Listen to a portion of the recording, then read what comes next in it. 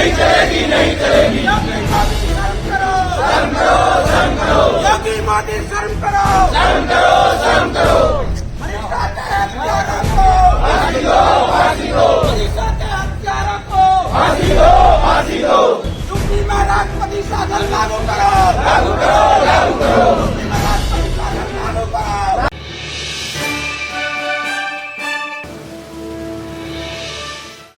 साथियों, जय भीम, नमो बुद्धाय। मैं सुदेश कुमार आर्या, चांदनी चौक लोकसभा कोऑर्डिनेटर।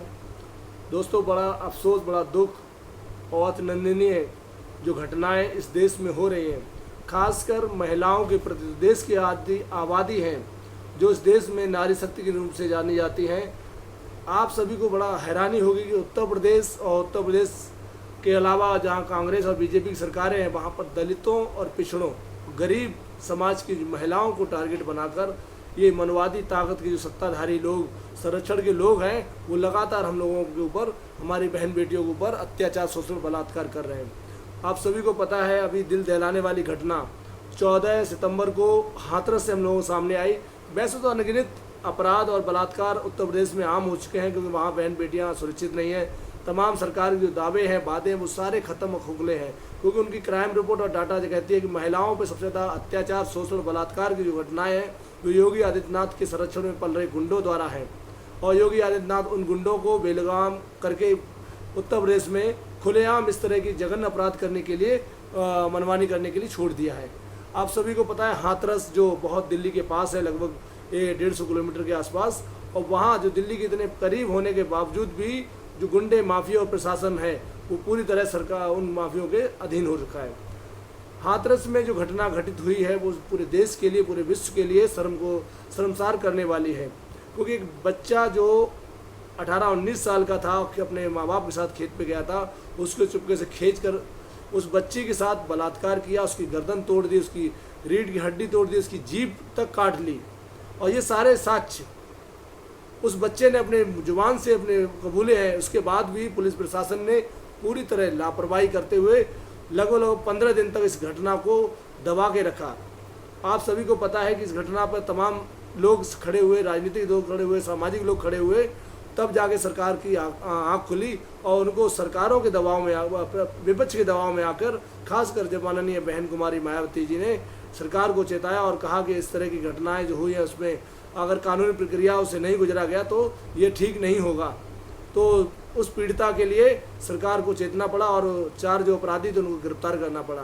साथियों, ये घटना लगातार पूरे देश में एक पूरे समाज को झकझोर देने वाली है, और झकझोरना भी जायज़ है, क्योंकि उस बेटी ने कोई गलती नहीं की। उसका सिर्फ इतना जुर्म था कि वो दलित समाज में पैदा हो गई, वो गरीब परिवार में पैदा हो गई, और वो एक दलित की बेटी थी। इसलिए मनवादी व्यवस्था वाले लोग जो इसको सिर्फ और सिर्फ दलितों, पिछड़ों की बेटियों, बहन बेटियों को अपना हवस का शिकार बनाना चाहते हैं, उसकी सिर्फ इतनी गलती थी बच्चे की, वो दलित समाज में, गरीब लोग परिवार में पैदा हुई थी।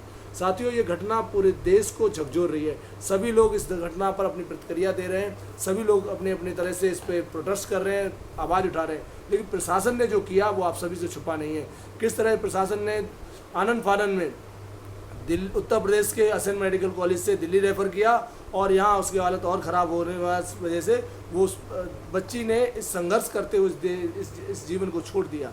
और उसके बाद भी हमने देखा सफदरजंग हॉस्पिटल में किस तरह उसके माँ बाप के साथ अमानवीय तरह से व्यवहार कर रही थी पुलिस, और यहाँ तक कि पुलिस ने बिना कोई लिखा पढ़त के उस बच्ची को ले जाकर रात को जाकर माँ बाप और भाई बहन और परिवार की नासहमति होते हुए भी उनको घरों में कैद करके जबरन उसका दाह संस्कार कर दिया, क्योंकि जो रिपोर्ट दी जा रही है सरकार द्वारा, वो इस तरह दी जा रही है कि शायद उस बच्चे के साथ कुछ हुआ ही नहीं है, उस बच्ची के साथ तो ऐसा कोई घटना नहीं हुई, अप्रिय हुई, या उसके साथ सिर्फ मर्डर हुआ है। जबकि उस बच्ची का बयान था कि उसके साथ गलत काम भी हुआ है, उसकी गर्दन की हड्डी तोड़ी गई है, उसकी रीढ़ की हड्डी तोड़ी गई है, उसकी जीभ को काटा गया है, और वहाँ का डीएम प्रशासन पूरी तरह इस बात को लिपापोती कर रहा था, और इसको आनन फानन में जला भी दिया गया। क्यों?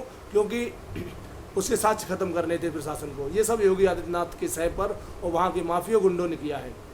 आप सभी को पता है, माननीय बहन जी इस पूरी घटना पर नज़र बनाए हुए थे, और समाज को और सरकारों को बता रही थी कि कानून प्रक्रियाओं का दौर जो है वो सरकार में नहीं है, और सरकार पूरी तरह निरंकुश होकर गुंडे माफियों के हाथों में पहुंच चुकी है।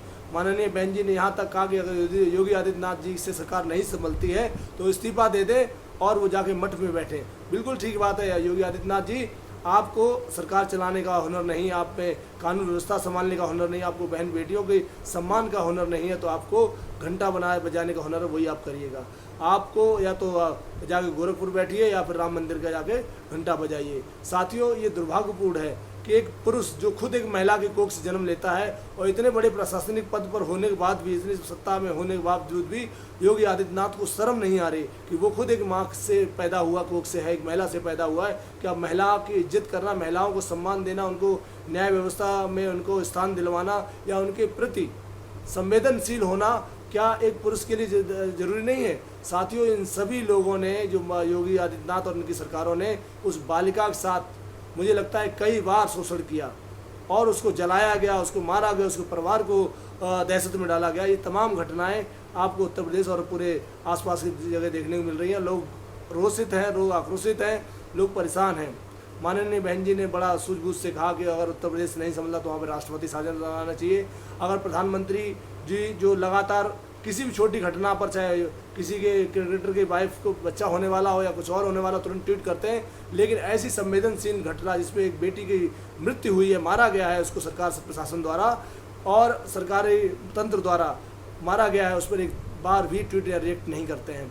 साथियों, ये दिखता है कि ये मनवादी सरकार है, चाहे बीजेपी केंद्र में हो, चाहे राज्य में हो, और कांग्रेस, इन सभी सरकारों की मिली भगत की वजह से इतने बड़े अपराधों को ये मनवादी ताकतें जन्म दे रही हैं।